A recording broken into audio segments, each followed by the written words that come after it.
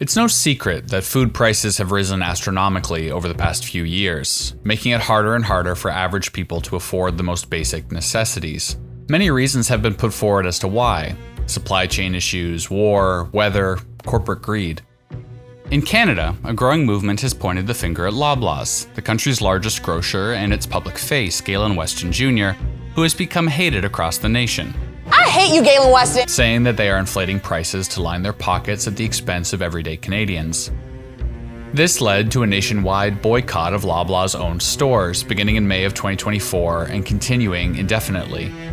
In this episode, we look at who is really to blame for soaring grocery prices, the efficacy of a Loblaws boycott, and what it all means for Canadians. Throughout the height of the COVID-19 pandemic, inflation hit huge numbers across the world, increasing the price of everything. Food was affected even more, with the price of groceries rising at times at double the rate of inflation. From April 2021 to April 2024, the price of groceries increased 21.4%. During rolling lockdowns and other side effects of COVID-19, this made some kind of sense to the average consumer. Supply chains were not functioning properly, farms were disrupted, and a host of other reasons, but even as the world started to open up, food prices kept rising. Before we get into Loblaws' role in this, we have to answer the question: why is food so expensive? There are largely two schools of thought. One is that it has become much more expensive to do all of the things that happen behind the scenes to get food to the grocery store. The war in Ukraine has affected the price of fuel and increased food and grain prices by about 12%. Political issues between the US and China have interrupted supply routes. In Canada, the dollar is weak, and the carbon tax has had an impact on food and energy prices, although not nearly as much as some people would like you to believe. The other school of thought is that food prices are a symptom of greedflation. Basically, that the 5 big companies that own most of the grocery stores in Canada are artificially inflating prices to line the pockets of their executives and shareholders. An initial look at the data makes that theory seem irrefutable. In 2022, the 3 leading Canadian grocery chains posted higher profits in the first half of the year than they had averaged over the previous 5 years. At the beginning of May 2024, coincidentally the month the Loblaws boycott began, Loblaws increased their dividends, posted an increase in revenue of $586 million compared to the previous year, and posted a 10% increase to net earnings. If all they're doing is keeping up with their costs, then how are they making so much more money? Well, the grocery chains present a very different reality. They say that margins on groceries are actually quite small, between 3.5 to 4%, and the huge increase to their revenue came from other services they offer, like financial services and clothing. And when big profits did come from the grocery store, it was from the pharmacy, health, and beauty aisles, not on essentials. The Retail Council of Canada, which is a council which represents the grocers, so take their findings with a grain of salt, released a report backing up these findings.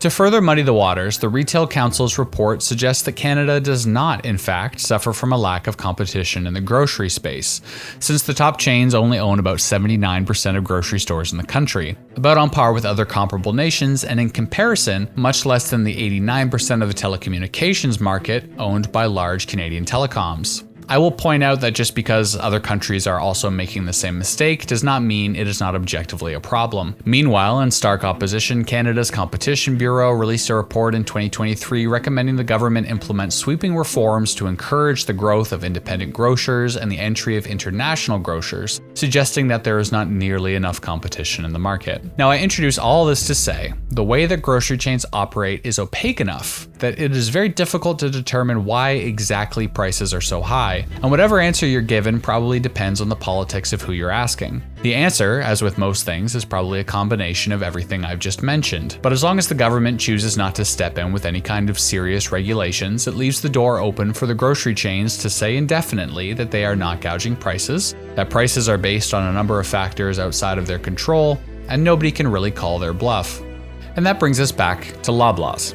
The reality is that Loblaws is not actually doing anything that the other grocery store chains are not doing. Whether or not the cause of high grocery prices is out of the control of the big chains, all of them have been posting huge profits as grocery prices continue to soar.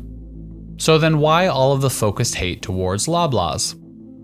It all started in a way back in 2017 when it was revealed that Loblaws, as well as a number of bread producers, retailers, and other supermarket chains, had artificially increased the price of bread between 2001 to 2015. The scheme was headed by senior officials at Canada Bread and Weston Foods, then a sister company to Loblaws. Loblaws offered affected Canadians a $25 gift card to say sorry. Years later, Emily Johnson started a Reddit board called Loblaws is Out of Control, which was originally a place for people to post memes and pictures of ridiculous prices they saw at the grocery store. A few months later, Loblaws announced they would be changing the discount on nearly expired produce from 50% to 30%, sparking outrage and leading to more than 45,000 members joining the Reddit page. Next, Loblaws and Manulife began to finalize a deal where Manulife would only cover certain specialty drug prescriptions if they were filled at Loblaws' own Shoppers Drug Mart. Manulife later reversed this decision due to the substantial public backlash. And finally, Galen Weston Jr. is a very public face in comparison to the presidents of the other grocery chains, appearing in awful ads and government hearings and generally just being very unlikable. Hope you rot in hell, Galen Weston. The Reddit board continued to grow, today having over 90,000 members, and the tone shifted from memes to talks of a boycott. Before long, it was decided that during the month of May, people would boycott any Loblaws-owned store to bring media attention and hopefully force a 15% price reduction on essentials, as well as a few other demands. Boycotts can certainly be an effective form of social protest, but there are a number of challenges around the Loblaws boycott that may limit its effectiveness. First of all, Loblaws owns about 29% of the grocery store market in Canada, including a number of different franchises like Real Canadian Superstore, Maxi, No Frills Value Mart, Wholesale Club, Zayres, and Shoppers Drug Mart.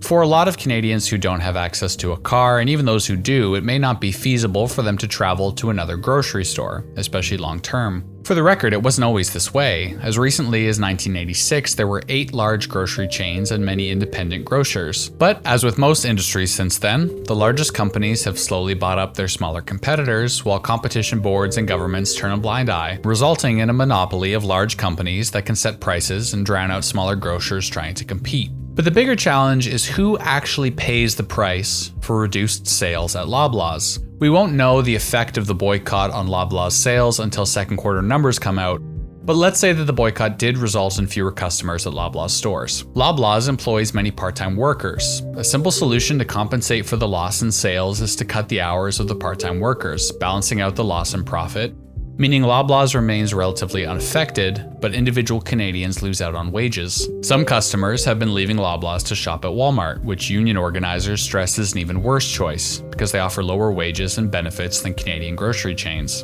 But hurting Loblaws may not actually even be the purpose of the boycott. The boycott organizers recognize that the problems they are protesting are present across the board, but have targeted Loblaws because they're the biggest and Galen Weston Jr. is so easily dislikable. The boycott's goals seem to be more in line with bringing awareness to the issue, highlighting community grocery alternatives, and hopefully stimulating conversations in government that lead to actual change. And what is the government doing? Pointing fingers, mainly. Official opposition leader Pierre Poilievre has long criticized Prime Minister Justin Trudeau over the cost of living, blaming the carbon tax. While Justin Trudeau has accused one of Poilievre's top strategists, Jenny Byrne, of lobbying for Loblaws, which is not exactly true. Byrne herself is not registered as a lobbyist, but employees at her firm have lobbied for Loblaw Companies Ltd. In the past at the provincial level. And NDP leader Jagmeet Singh insists both the Liberals and Conservatives are in the grocery giants' pockets and making deals to encourage their corporate greed. But the point is, what they are not doing is passing any kind of meaningful legislation that would cap grocery prices or make essential items more affordable. The good news for Canadians is that food prices are not going down, but they are going up less quickly. Food prices are estimated to rise 2.5 to 4.5% in 2024, down from 5 to 7% in 2023. But that doesn't solve the problem for many Canadians who are already struggling to make ends meet. Whether or not the boycott movement is actually successful, it's hard not to empathize with it. It is the response of angry and probably scared Canadians who are struggling to afford one of life's necessities. In that situation, it helps to have someone to blame, and who better than the public face of the grocery industry, who made over $11 million personally in 2023. The fact of the matter is Loblaws, technically, hasn't done anything wrong. They aren't doing anything illegal. They aren't doing anything that the other grocery store chains are not doing, and it's unclear if high grocery prices have anything to do with corporate greed. But reconciling that with the millions of Canadians who are turning to food banks in the face of rising grocery prices may be the hardest truth of all.